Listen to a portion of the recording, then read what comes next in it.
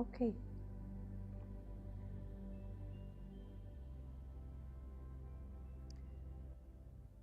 So good afternoon, everyone, and a very warm welcome back to Inner Space Center.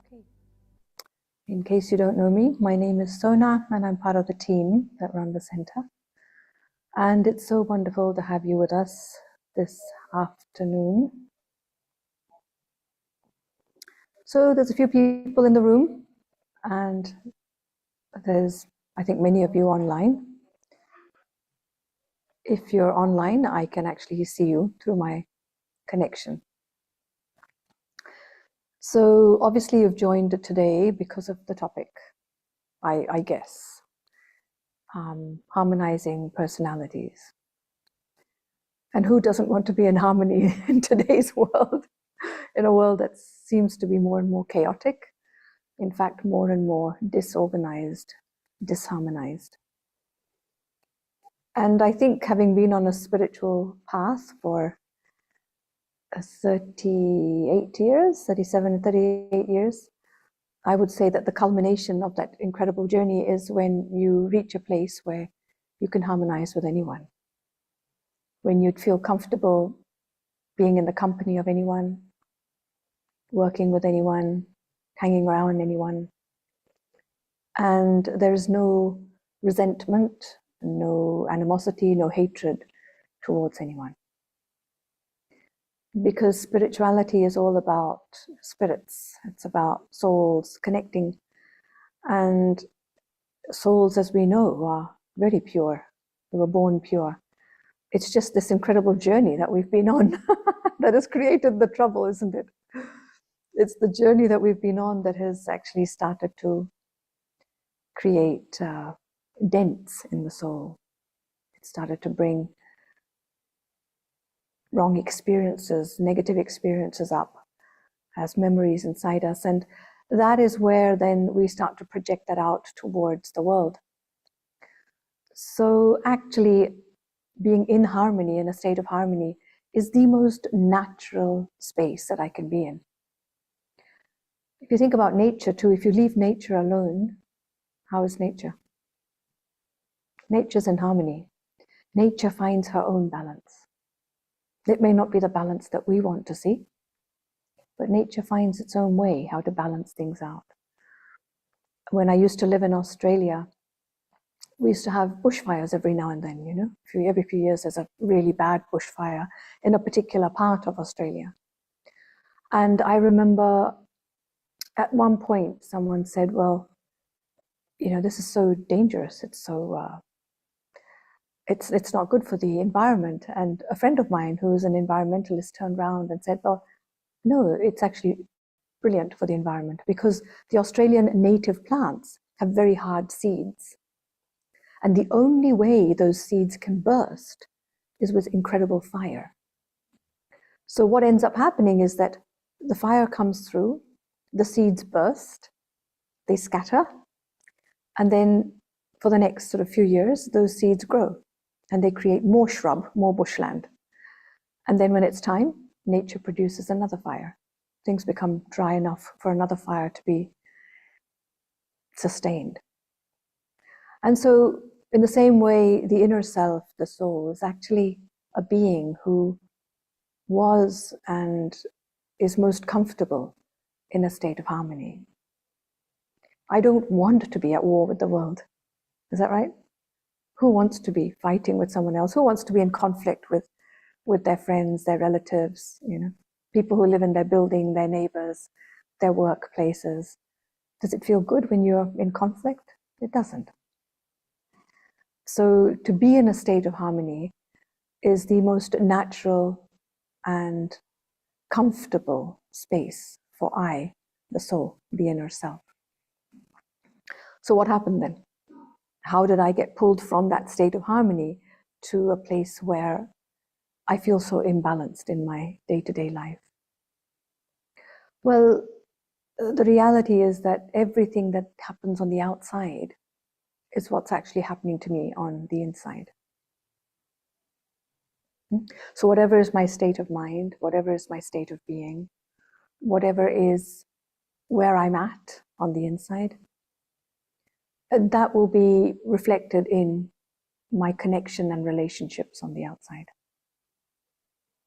That's a bit of a bitter pill to swallow, but it's ultimately the truth. If I were totally in harmony with myself, if I was totally at peace internally, then no one and nothing would be able to put me out of balance. And the reason for that is because if I'm clean inside, I have no triggers. You know, in English we say, you know, somebody pushes my buttons. Well, I don't have any buttons to be pushed. Those are the triggers, right? So if I don't have any buttons to be pushed and I'm not going to be triggered, then it means that no one, nothing can imbalance me, can put me in a state of disharmony. So usually what we say is, oh, that person makes me feel imbalanced, or it's because of this, that, you know, that I don't feel comfortable, I'm not in harmony in my life. But actually, the external world is only a mirror, and it comes to show me where I'm not okay on the inside. So harmonizing personalities is firstly about being in a very deep state of harmony with myself, that I understand myself, I recognize who I am, the good, the bad, the ugly, and that I also realize that if I'm being triggered, if I'm being pushed, then I'm aware of that and I can come back to equilibrium. You know, mostly in today's world, what people do is they play the blame game. They just, you know, they just throw that off onto others and say, well, it's because of this person, because of this situation. But anybody who is spiritual will pause and say, okay, well, that person, the situation has come to teach me something. It's come to show me where something is lacking inside me. What is that lack? Where is that place inside me that is not okay? And invariably, as we know, that is something deep, deep, deep inside my subconscious, somewhere deep inside, something that I haven't resolved, that has stayed there as pain, as a hurt. And then that becomes a trigger. So if I want to be at peace in my external personalities, if I want to be in harmony, then the only way out is in. And so this is, I guess, where meditation starts to come into the picture. Because meditation is nothing but that inward journey to know myself better. My entire spiritual awareness and my spiritual knowledge, my spiritual journey is to know myself better so that I can, you know, gently sort myself out with a lot of kindness, a lot of love, a lot of compassion. Also knowing that if I'm sorted, then my world is sorted. Isn't that true? Imagine how many people get affected in your life if you have a wobble. If you're not in harmony, you get triggered by something, you get upset. You know, one thing is your face, the other is your voice, the third is your responses. But even more interesting is the energy, the state of energy in yourself. You know, when your energy is out of sync, what's happening to the world around you? Your little mini world and the people who are feeding off your energy. Because the reality is, if I put myself with any groups, a group of people, whether at home, work, socially, I am putting myself into an energy space. And I am being affected by the energy around me.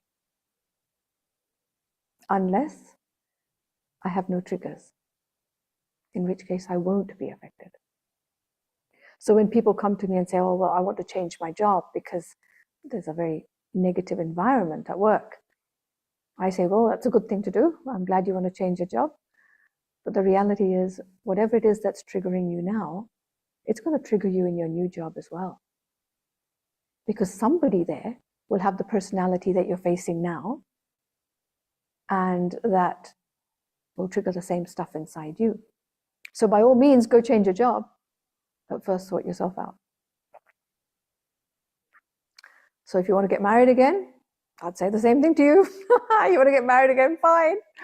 But first, sort yourself out. Otherwise, you're going to get triggered again. Same thing with large family gatherings, isn't it?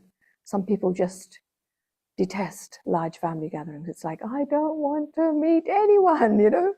When it's time for families to gather, depends what culture you're from, you know, whether it's Christmas or Eid or Diwali or whatever. You know, people start to shake and go, no, I don't want to go to that family gathering. Why? Oh, because I'll meet that person and I don't get on with them and I can't handle that. And they really upset me. They really bother me. The thing is, there'll always be family gatherings, or there'll always be a gathering, unless you want to live as a monk or a nun and go off to a cave and, you know, shut yourself off from the world. And it doesn't matter what kind of group you're in. Ultimately, you will be triggered if there's a trigger inside. So that's sort of like I guess, the foundation of this talk. And that's what a spiritual journey is all about.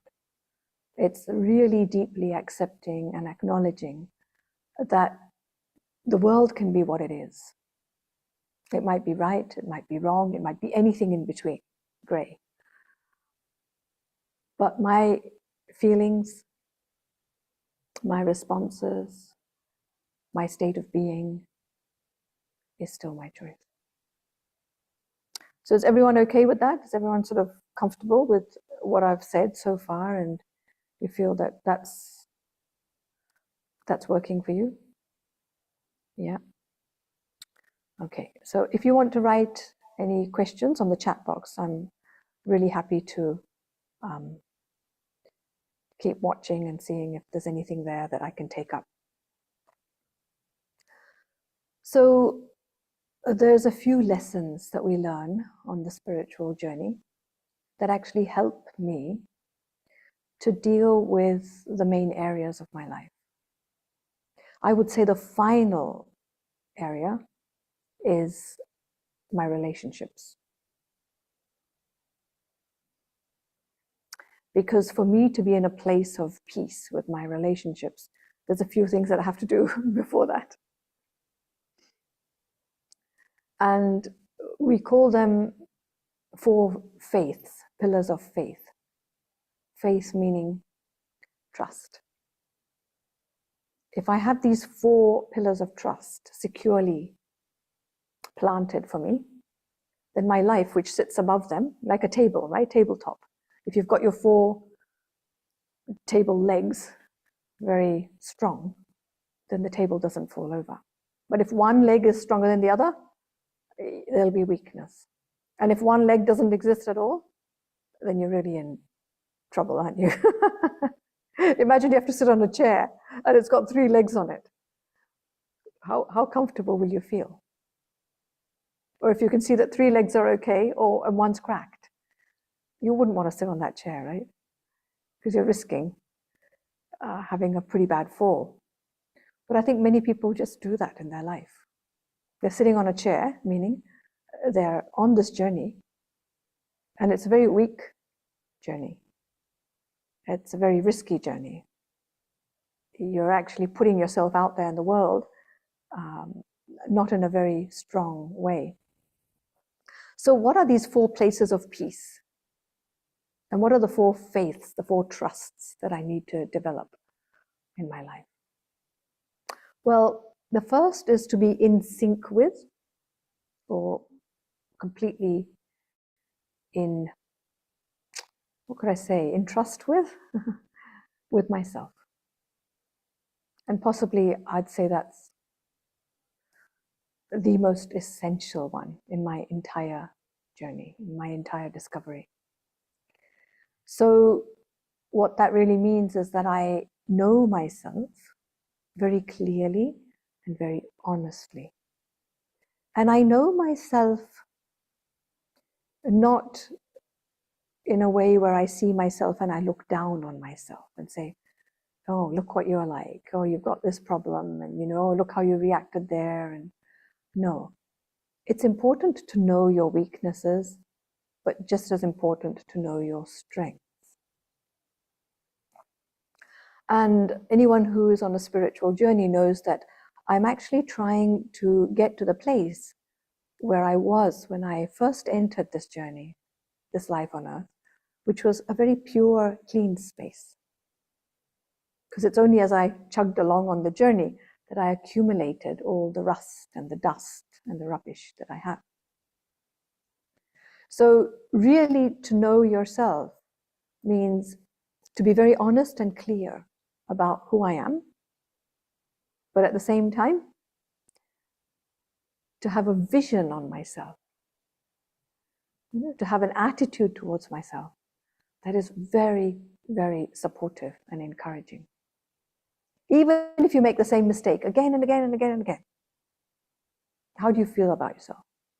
I think we all have certain areas, don't we, where we just, seems like I just can't get a hold of myself, I get triggered again and again and again. There might be just that one person in your life, maybe just one, although I doubt it's one, because it's one personality, and that personality is available in the world in many places. It's just that you think it's that one person.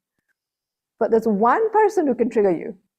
It's just one thing that they say that just throws you off balance. And so what we usually say is, that's the problem, rather than, hang on, I do have a weak spot. And it's that weak spot that is getting triggered. How come other people don't get triggered by that person, but I do? So many times I end up on teams working with, on different teams, and we're working on a project. And I know whenever we have to talk to somebody outside of that team, we always ask each other, well, who's best placed to deal with that person? Should I talk to them, or should you talk to them? Or who can manage that personality the best? And for me, whenever, it's not me, and I'm very aware that I won't get the best result, I always ask myself, what is it that the other person has? What have they resolved? What have they cleaned out inside that I haven't yet done? How can I raise myself? How can I empower myself to be able to deal with that person in the same way that they do? And invariably, you'll find it's a very deep aspect of your personality, something that's etched or embedded, in the sort of foundation of your personality, the heart of the soul.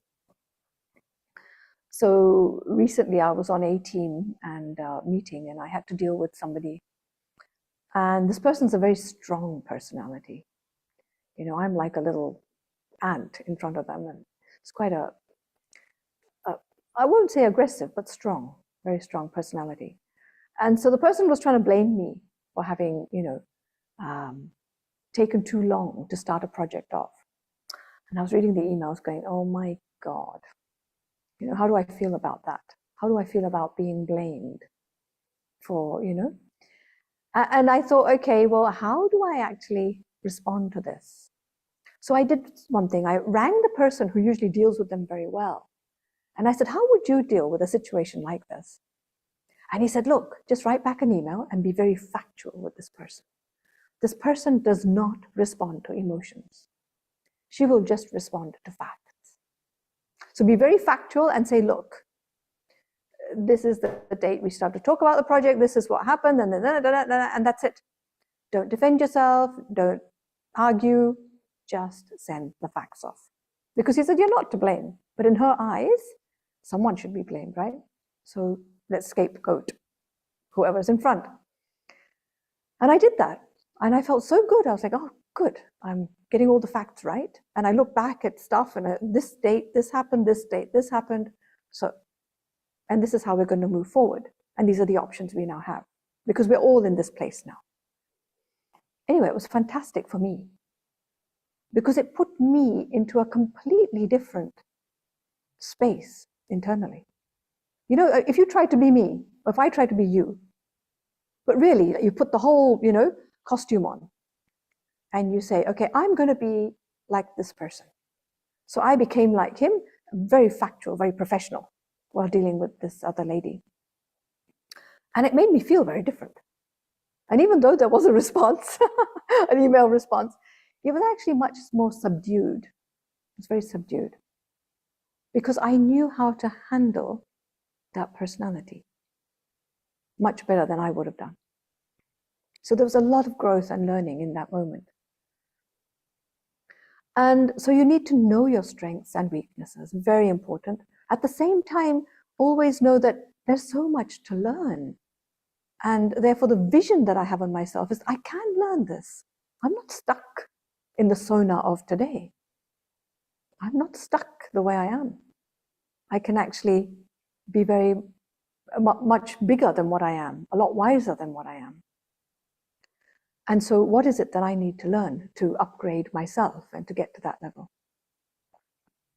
So knowing myself and having deep, deep trust in myself would be the first step towards creating harmony with others. The other thing is, when you know yourself well and you have trust in yourself, then it kind of empowers you in any difficult situation to dig deep and to find a good solution inside you, to find an adequate response. Rather than just responding at the same level that you always do, dig deeper and ask yourself, what could I do that would be something better? So can you all think of one area inside yourself where you know that there's a little bit of a weakness? Think about what triggers you. Think about who triggers you, not what. Think about somebody who does trigger you. And now think how you could respond differently if you had a different personality trait. Think of somebody who doesn't get triggered by that person, who knows how to handle that personality. It's actually not the person, it's the personality type. Because if it wasn't that person, it would be another person with the same personality type, right? So ask yourself, what personality, what habit could I have if I just pretended I've got it? How could I respond in a different way that would actually make me feel more empowered? Possible? So I'm not looking at my weakness and the mistakes I make. I'm actually keeping my vision on my potential. And that I can be anything I want to be today. I just have to learn it from someone. And this is the best way of learning various different inner skills, inner virtues, inner values, inner powers. All I need to do is to find somebody who is that way and ask them or be like them. So the second thing that I need to have faith in. Are you ready? So I assume that you've done that little bit of homework. The second thing I need to have faith and trust in is trust and faith in a higher power. Whether you call that God or Allah or the Supreme or whatever, I really need to have trust and faith in a greater self and a guiding light. Someone who has my life at his disposal, her disposal, but somebody who only wants to support me. Because knowing that someone has my back also puts me in a place of safety. So that is a second aspect of faith. So trust and faith in the Supreme, in a universal power, in God, whatever it is that you feel is applicable. The other reason why it's so important to create this faith is because the vision of a pure being, a pure entity towards me, is different to the vision I have on myself. I can be a bit harsh on myself sometimes. I can be a bit down on myself sometimes. I can, as I said before, I can look at my mistakes. But the vision of someone who has a very pure personality, a pure energy, is always one of goodness, always one of encouragement, always one of, pushing me forward and saying, you can do better. It's like a mother. Even if the child doesn't do so well in school, even if the child tends to perhaps make mistakes over and over again, what does the mother do?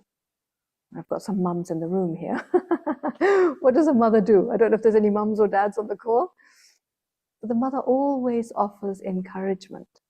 Yes, it is, it is something that needs to be looked at. You don't want to avoid it and say, oh, push it away. But come on, everyone grows, And I remember my own mother saying to me, okay, you do better next time. It's okay. And even if I made the same mistake or I didn't do well in school, it's okay. There's always another time. In a mother's heart, there's always another time. There'll always be another chance. And this kind of vision and this attitude, the purest I can think of on this physical world is that of a mother, really. But if you can imagine the Supreme, such a pure entity, such a pure source of goodness, with that attitude towards me, how do I feel? How do I feel? Even if I go down within myself, to have faith, to trust that being, it helps me again to reset myself, to come back to equilibrium, to harmony. So the first was knowing myself and having that trust that I have an unseen potential, a potential I don't know about, that is definitely waiting there to blossom. The second is to have trust and faith in the Supreme, that even when I might lose faith in myself, that is always there. The third faith I need to have, which is it's getting tougher now, right? Is faith in the journey of life, or you might call it the drama of life. This incredible coming together of different energies, people and situations around me. And I don't know anybody who hasn't had ups and downs in their life. I don't know anyone whose journey on this earth has been from A to B. Is there anyone on the call like that? Just straight line? Anyone? Even a 5-year-old, 10-year-old child will tell you no. There's challenges. There's situations that I could never believe I'd have to go through. There's ups and downs. There's all sorts of things that I never thought I would have to handle. And so it's almost like our life journey is, like this, squiggly and all over the place. And somehow I've made it to where I am today. And yes, there have been highs, of course, and there have been lows. But the thing is, one thing I have totally surrendered to now, totally, is I've surrendered to the fact that the lesson that is before me, the challenge that is in front of me, is exactly what I need today to sort out something inside me. So there's a saying by Mike George, in fact, it's the title of one of his books, "What's in the way is the way." If you can get hold of that book, it's fantastic. So what's in the way is the way. Sometimes, you feel like you've got a rock in the path, on your path, and you think, well, how on earth am I going to get around that? And why did that happen to be on my path? But the reality is that is the exact skill that you need to develop now. And that rock is only showing you where your weakness is. If somebody's flying on a low plane, that rock doesn't affect them. It only affects somebody who is down here. So the reason why that person's not affected is because they've learned that lesson. And they don't feel that that is an issue at all. So for example, dealing with a lazy person at work or at home. Some people get so flustered, oh, that person doesn't do anything. They don't pull their weight. They're not part of the team. Whereas someone else might say, oh, don't worry. We know how to get them going. We know how to involve them, and they have the skill of knowing how to pull someone in and not allow them to just sit there doing nothing and the whole team is working so hard. So it's because they have that inner skill. They've learned the virtue to deal with that sort of personality, that for them it's not a problem. So the more my path is up and down and curved, usually that is a sign of the opportunities that I've had to actually become stronger. Many times I deal with people who have been in situations that I've not been in, and I say to them, what is it that you need to learn here? Because even I don't know. I know people who've been in war situations. I haven't so far. And so I wonder sometimes, what power, what strength would I need to have internally? What faith would I need to have to survive that? I know people who've been in abusive situations, at home or at work, and I don't think I really have been in that kind of abuse, I guess everyone gets a little bit of emotional up and down from your environment, but really hardcore abuse, or I don't know. So I often put myself into their shoes and I ask myself, what is the lesson that I need to learn? And many times I realize I haven't been in certain situations because I've already learned that lesson. And maybe it came to me as a child, and maybe it was something that was already sorted out inside me.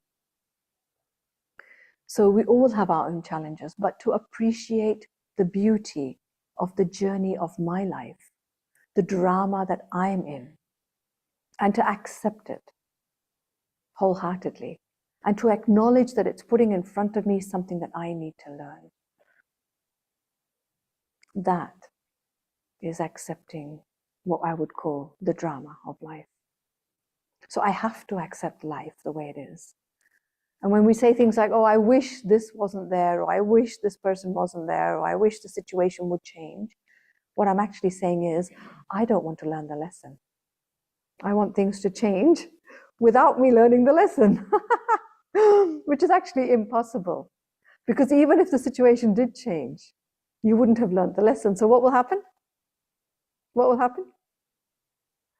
It'll just come back in a different shape, in a different form, in a different time. I remember when I moved from Australia to the UAE, there were some lessons I needed to learn. And I carried the fact that some people there made mistakes and they were not good. But when I came here, to be honest with you, within 3, 4, 5 years of being here, I found the same type of personalities around me. And that's when it struck me and I realized, this is not about them. This is about me. And I am running away from certain personalities because I don't want to deal with me. So I think when that realization happens, then the real spiritual journey and healing begins. Then comes the fourth faith. So the first faith was faith and trust in myself, and always knowing that my potential is greater than what I am today, so having that deep attitude of learning.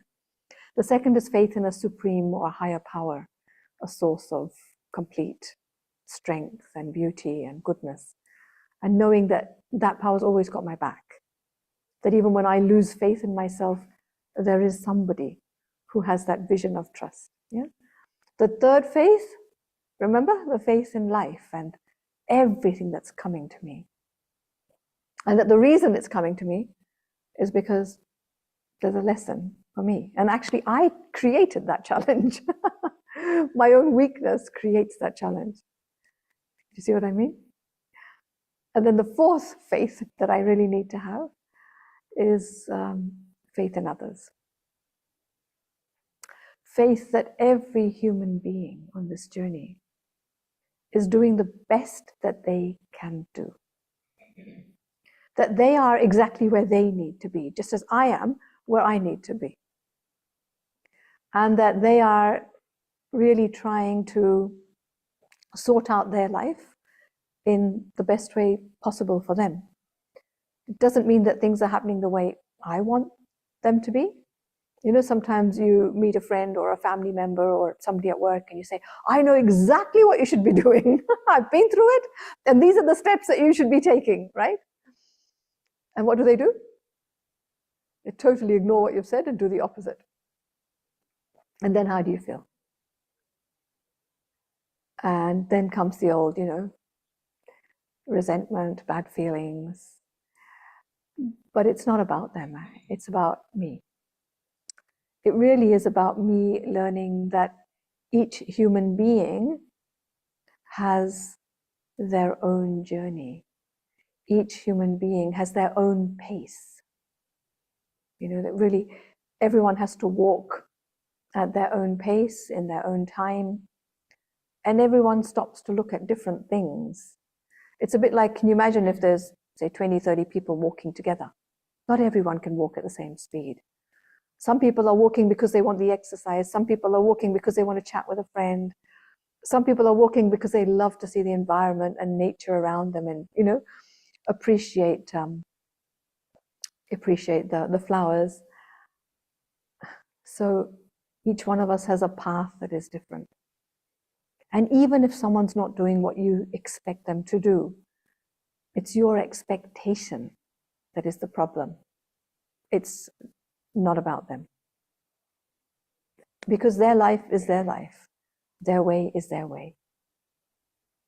And ultimately, it's up to them to make decisions for themselves. But for me to reject anyone, or to say that they're wrong, to say that they're making a mistake, this is a lack of understanding on my part. And I would say it's a lack of big-heartedness. What is it to have a big heart? To keep a big heart? It's just to accept that people are who they are. And the more I appreciate them, the more I keep a vision of very deep respect and love for them, the more I can help them on their journey. Certainly not the attitude of, why are you like this and you shouldn't be like this and what you're doing is wrong. That actually closes them up even more. And it hurts the relationship. So I'm just going to look at the chat box now. And Ali says, the straight path will not make you strong. Absolutely. No straight path will ever strengthen the soul. No straight path ever helps growth and learning. But at the same time, the curvy, upside down, difficult path is not going to create the learning. The learning comes because I want to learn, because I become a student of life. I become a student of myself. I become a student even in the company of others. And when I become a student in the company of others, I can say things like, well, why has this person come in front of me? What have they come to teach me? Rather than, I wish the person wasn't there. Because again, it's avoidance. And it's pushing something aside. And it's me not having the courage to face my own self and my own buttons, my own triggers. And really, a spiritual path, a spiritual study is about looking inside and having that dialogue with me. So another question okay, I've got some questions here. Okay, one person is saying there is someone who deliberately lied. Okay, so if somebody deliberately lies, so lying is just a habit. And most people who tell lies, there's fear inside. If I know somebody's lying, I don't feel bad about it. I just think to myself, well, obviously they're scared of me. Or there's just fear inside them in general of speaking the truth and being able to reveal themselves. They can't be vulnerable. I know when I've been scared of being vulnerable and not telling people what's going on inside me. Luckily, I'm over that now, I think. But I can understand if somebody is lying because there's some incredible fear in the soul that they can't face. So the first thing is not to feel bad about it. not to see it as a bad thing in them, just to understand that something along their journey has made them that way. And how can I help to create a safe space so that they feel like I'm not there to judge them, to hurt them, to harm them. And they can be a lot more open with me. And in time, their lying will go. But if I say to them, oh, I know you're not telling the truth, or I don't think that's right, or they're going to close down even more. That doesn't help. So an attitude of, again, a big heart and accepting them and allowing them to feel comfortable in my presence. And developing that trust in the relationship is what will help. I hope that's okay. And then somebody says, but we are always asked to follow the straight path. Well, I don't know who's asking you to follow the straight path to begin with. The reality is there is no straight path. Who's got a straight path? Life in itself is a curvy path, isn't it? You've got to go along that journey with life, because that's what's in front of you. What's in the way is the way. And unless I can accept that what's coming to me as my own challenge is exactly what I need to grow, I'll be stuck. I hope that helps. I don't know who's asking you to follow the straight path. I would say to you, look at what life's presenting and move along in that way. Okay, somebody else is saying, how do I forgive, truly forgive, people who have turned my daughter against me? I can't let that one thing go. Yeah, it's a very deep one.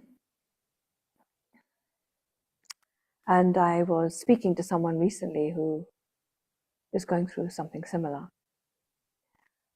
She's a mum, and obviously it breaks her heart that her daughter doesn't want to have anything to do with her. And the thing that I realized is that she is very dependent on her daughter for her life being complete.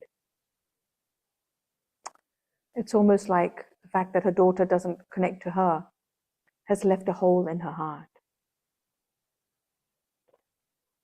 And in spiritual language, we call this attachment. Attachment is not love. Attachment is an emotional, mental dependency.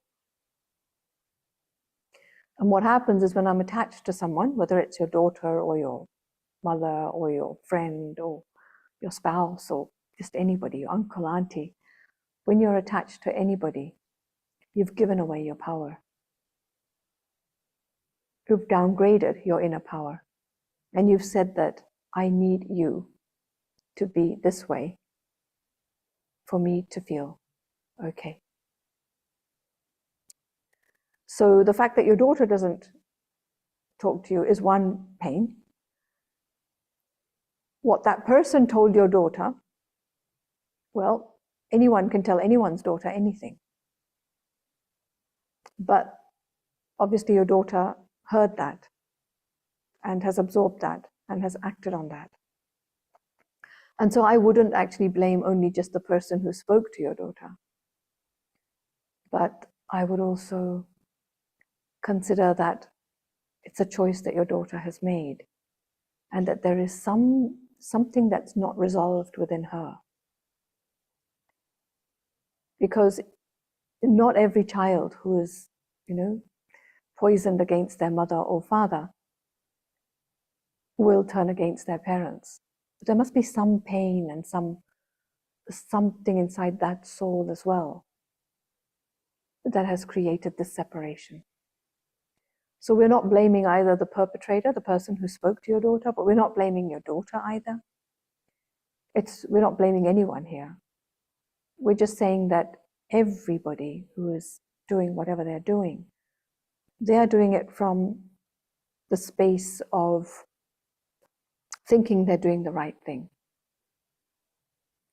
I remember once when my mum and dad embarked on a spiritual journey.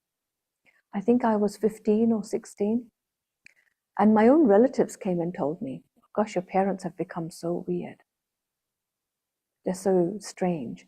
If you ever want support, you can come to us. And I was 15, 16, and my sister was about 12 at the time. And I remember thinking in my mind, you know what? I would never come to you. You are a person who I would expect to be bringing families together, connecting me more.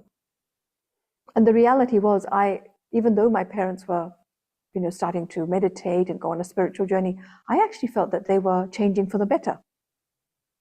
Yeah, they were different to what they were before.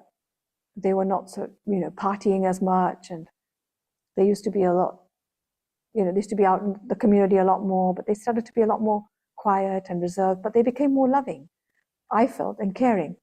But to the outside world, it was like, what's wrong with them? Why are they meditating? So I had to use this, and my sister at the age of 12 also had to use her intellect and make a decision. Who's right? And I think,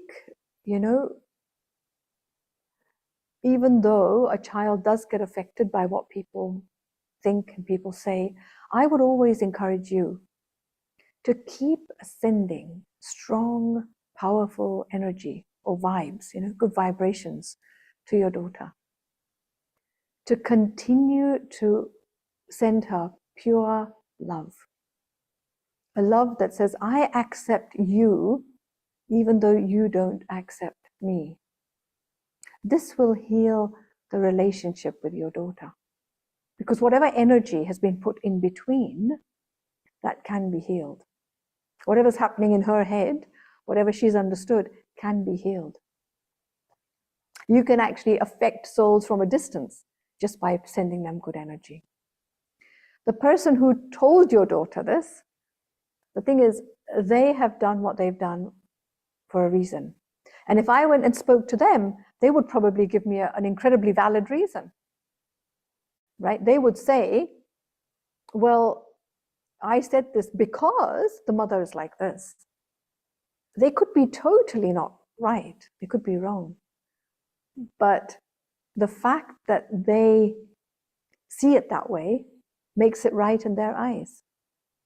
You and I may not do that to someone, but they see it as their duty to do that, to protect the child.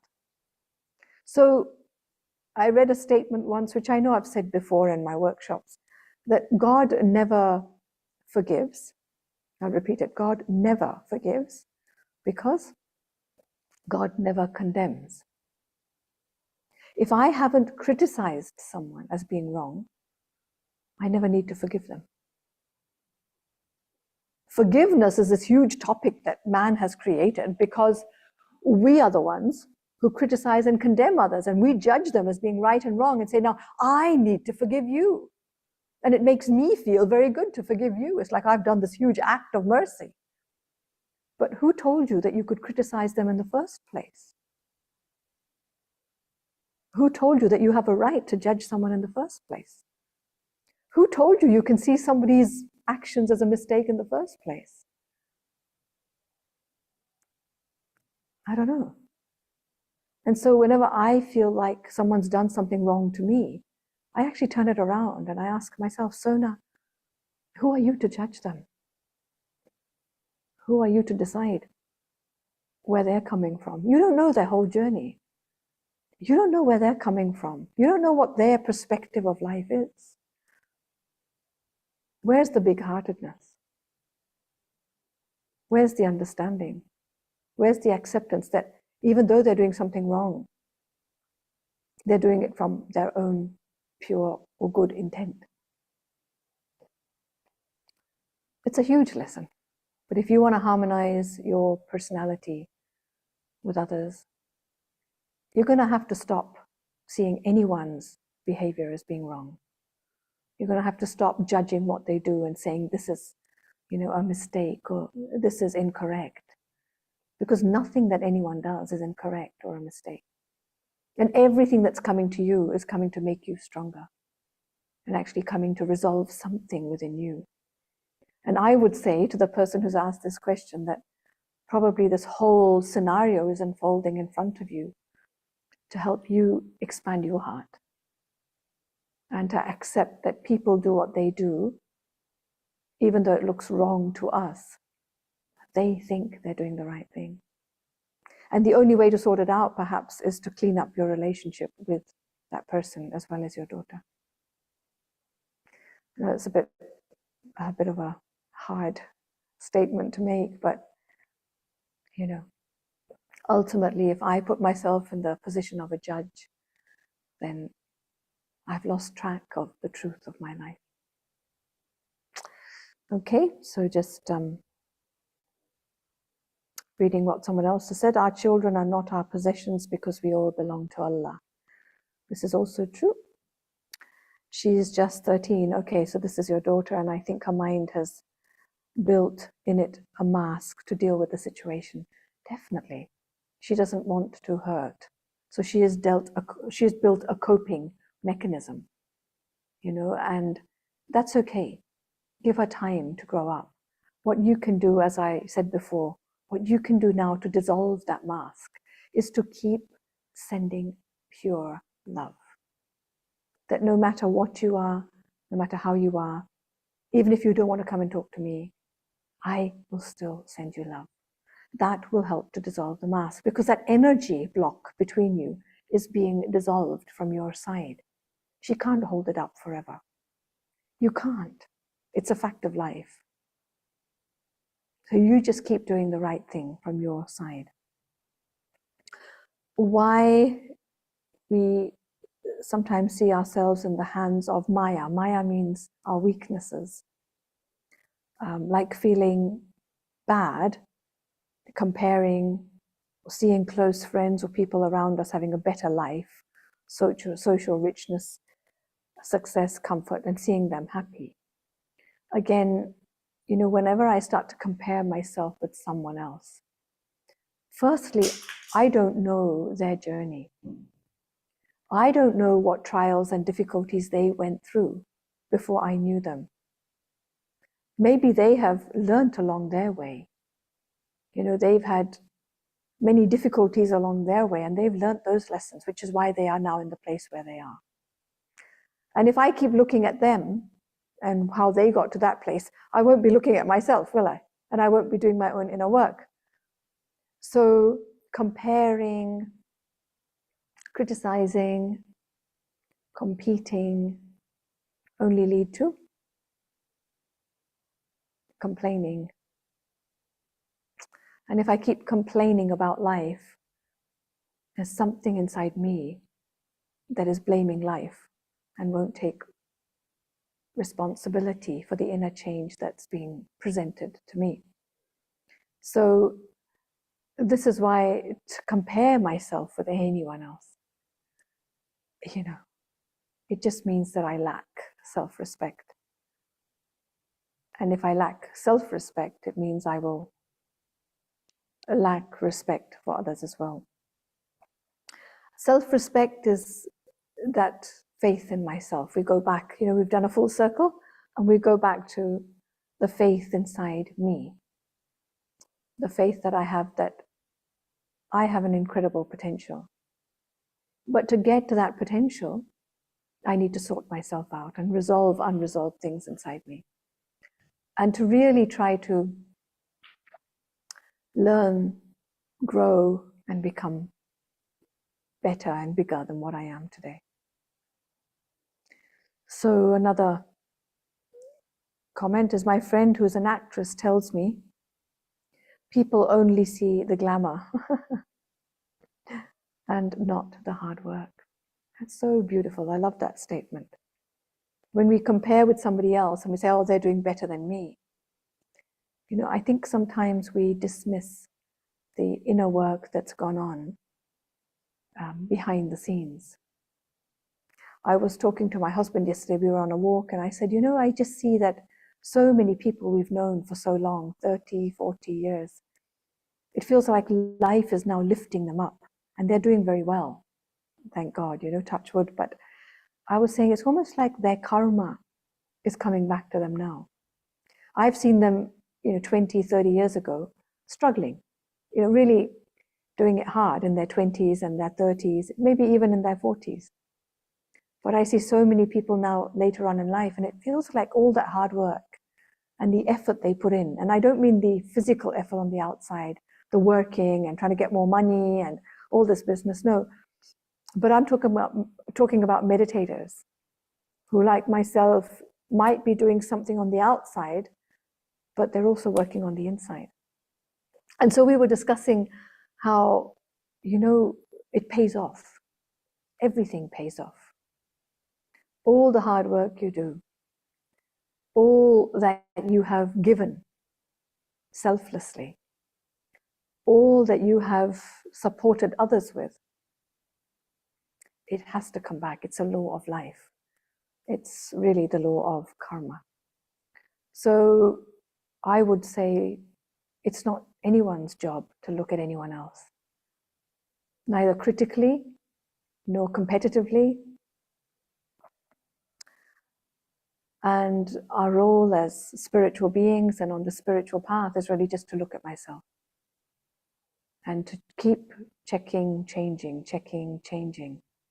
having those internal dialogues every time I feel triggered, every time my vision goes out and sees someone's mistake or sees someone's incapacity, incompetence, and to say, well, that's their stuff.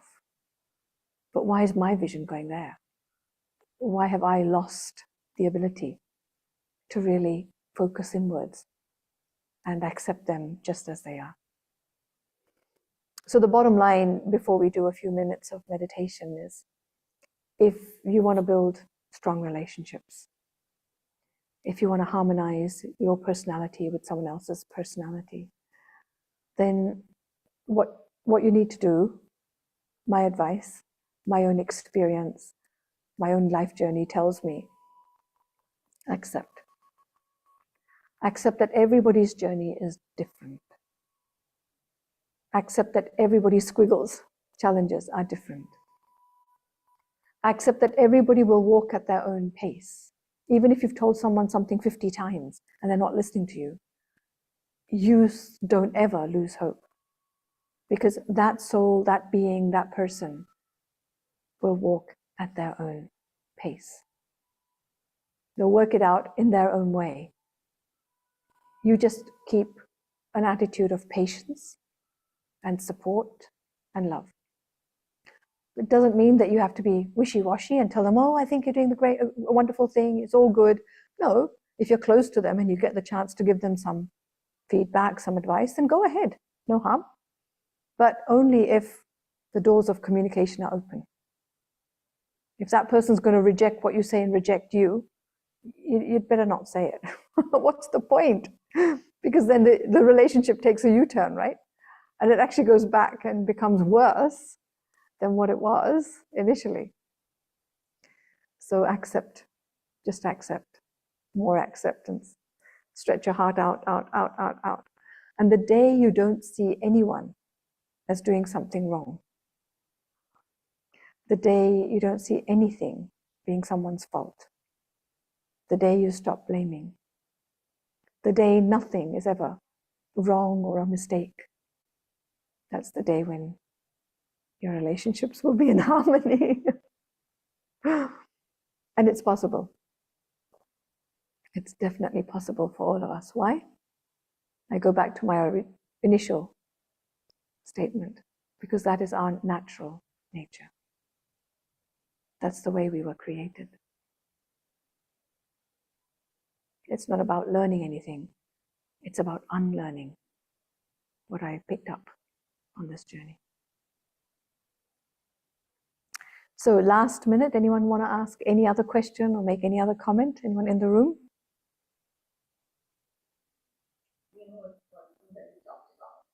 Yes.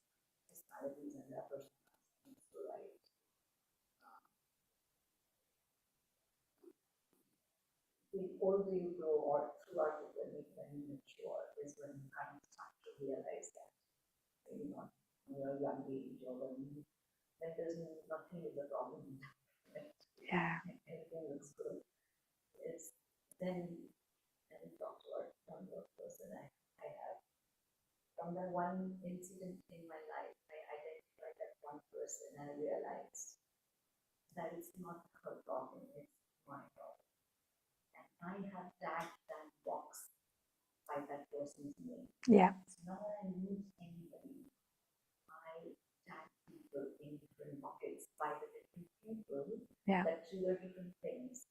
So now I have buckets by name, by each name of that personality. Absolutely, absolutely. So just for those online, I don't know if you can hear, but we've actually tagged people by their personalities, haven't we? We've kind of labeled them, right? And we've said this personality is like this and this personality is like that, and that one is a problem for me and this one is not. And the lady in the room is saying that actually I've realized that they're not the problem, but I am. And it's so much easier. So next time I meet somebody, when any of that trait matches with that bucket, I just put a same person that in that bucket. Or whatever the tag That's is. right. And it just becomes immediately ease to serve that conversation or that situation. That's right. And it's just, I think it's only, and you're not doing anything. Yeah. You're just only identifying. As long as once you identify that way, it just puts you at ease because you just understand that now you need to create a distance or whatever it is. Yeah. Whatever that little pill that you have found to fix it, you just take that pill and it works. Yeah. So what we're saying here is that I put someone in a bucket or a label, and so this is an angry person, and there's another angry person comes, you put them in the same bucket. But the truth of the issue is that they're not an angry person, really. They are a person and they've developed anger. My love is for the person. The anger is not them. The mistake is not them. It's just something they've accumulated along their way. It's become their personality. It's not them. The soul is pure, originally and eternally. But the personality is something I find difficult to deal with. But by tagging the person and saying, okay, they're like this, what it can do for me is it actually helps me to bring up what I need to be able to manage them better.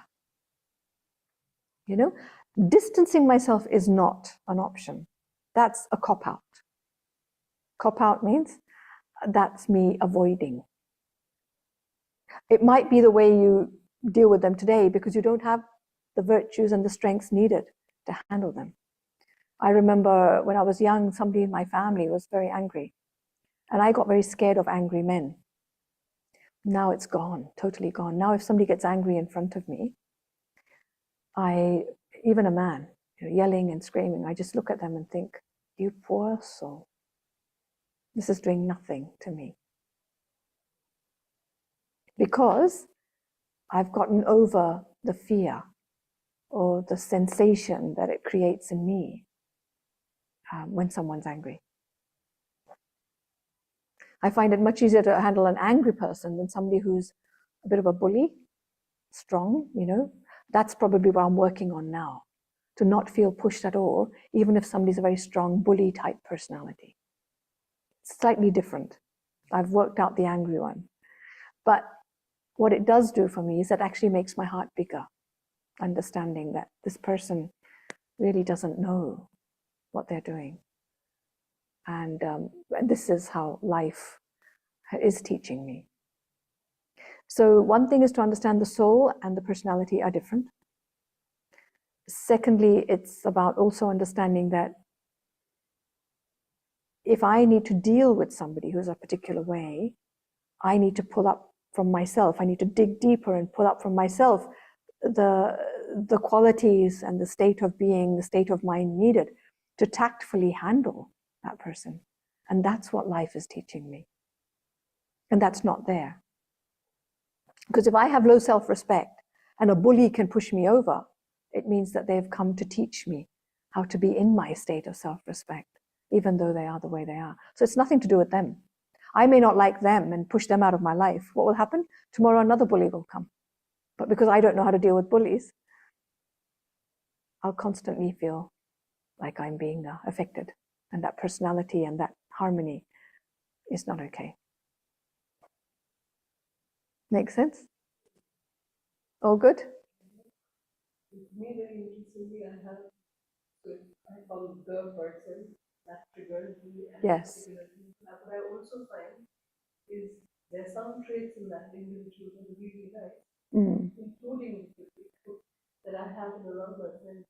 Yeah, interesting. So another lady in the room is saying that I found the person who triggers me, but the person also has good qualities, good traits, and those traits are in some of my very good friends. And also some of the negative traits that I find in that person also is in myself. Wow, interesting. That the negative trait in that person, or some that I can't handle, are also then some of my friends, but somehow my friends don't trigger, whereas this person does. So it's nothing to do with them, really. It's just that I can't handle it because I have an expectation that they will be different. You know, for example, your husband or wife might have a trait. You can't accept it in them, but you'll accept it in X, Y, Z. Why? Because you don't have an expectation of them, but you have an expectation of the person who you live with. Right? So it's my expectation that's creating the problem. It's not them. Do you see what I mean? So if I drop my expectation, I adopt acceptance. Expectation shrivels my heart, it shrinks my heart. Acceptance expands my heart. And truly, to be somebody who can harmonize with others, I need an unlimited heart. I need a very big heart. So let's just do a little meditation now to finish. A very nice statement that somebody says, probably, I had an accident. I was in coma for 5 years. I could see everything. When I woke up from the coma, I lived in a place of mercy. I forgave the past and didn't return to it. And another person says, why do we have to take sorrow and make our lives miserable? Life is short, too short to deal with somebody else's anger or mental issues. Absolutely. If I put myself in that place, not only do I not take on that sorrow, but I give selflessly to the person who is in such a place. And I think it doesn't matter. It doesn't matter. I'll still support you. I'll still help you along your journey.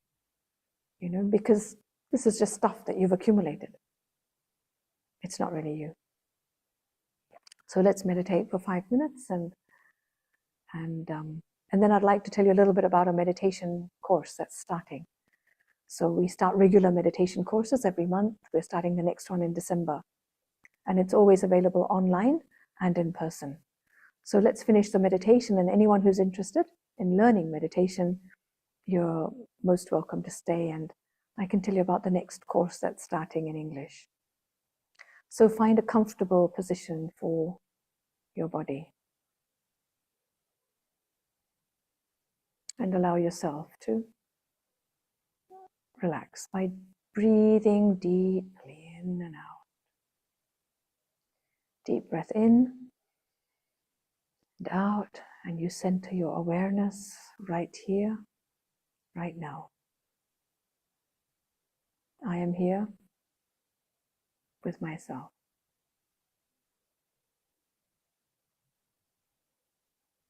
And I look out at my entire life.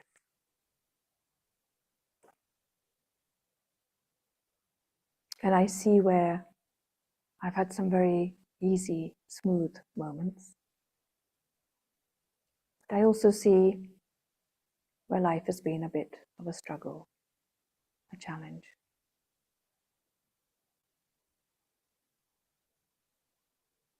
And I recognize that in those moments of challenge, there were people of different personalities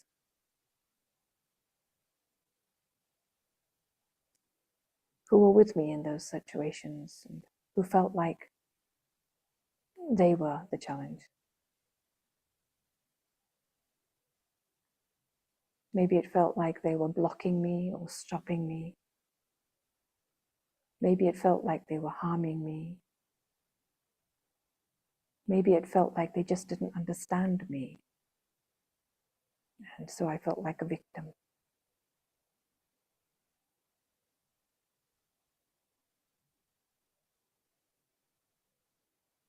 Today, I understand that those people did nothing but show me aspects of myself that needed to be strengthened.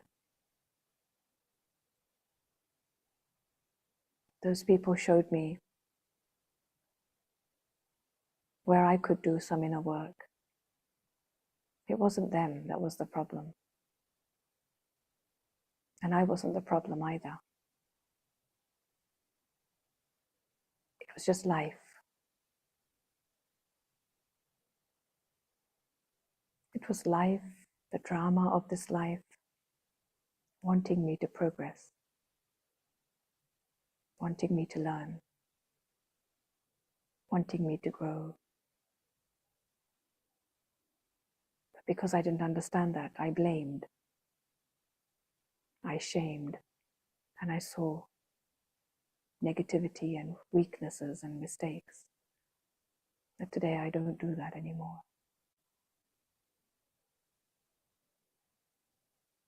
I accept the lessons that come from life, from different people. And I realize that the more I look within, the more the magic of my inner self is revealed to me.